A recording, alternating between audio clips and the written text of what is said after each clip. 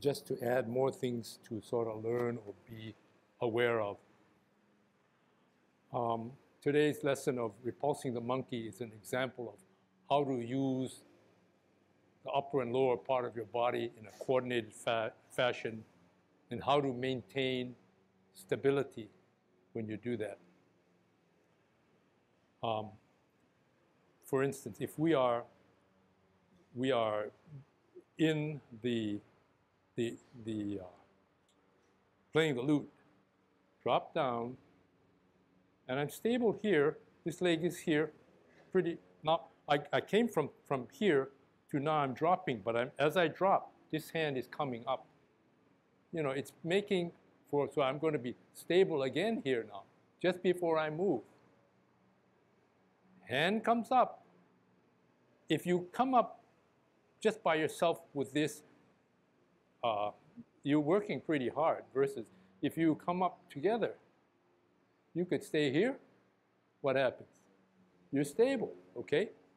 And then when you're stable, you have the opportunity to turn because you're straight up now. Yeah? And then you turn. As you turn, this hand comes out and this leg goes out. Again, trying to maintain some stability and rotation, like spinning on a top, or like a top, or maybe a slow-moving ballerina. Set, sit down.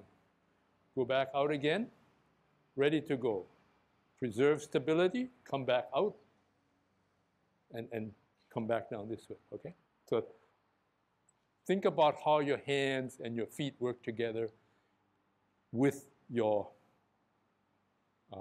concepts of how do I stay centered. That's where I think repulsing the monkey can be very helpful. And the intent of repulsing the monkey is to lift up, come, grab.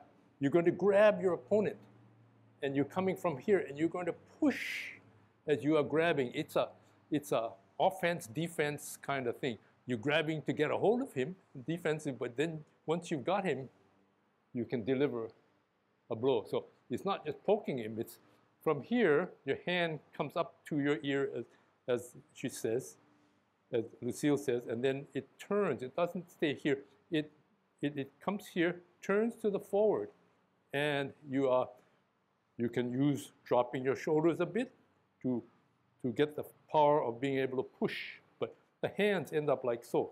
One is pulling and the other is pushing, okay? So a little bit of hand movement. One more thing about grasping the bird's tail, I keep trying to mention this, is that the ward off and the flip and pull back are two motions or two steps in the motion. If you're here and you step forward and you go too far, how far can you really push somebody when you're out here? You've lost you don't have the power of your central. So it's really a very short ward off. And then the other portion is flip hands. This flips out this way, and this starts to come forward, see? Flip. And then come down.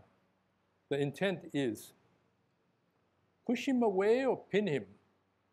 You got him, so he's relatively close to you, but if you're not close enough, you can always come up, but you don't want to be out here, okay? You want to be here, so you have your power.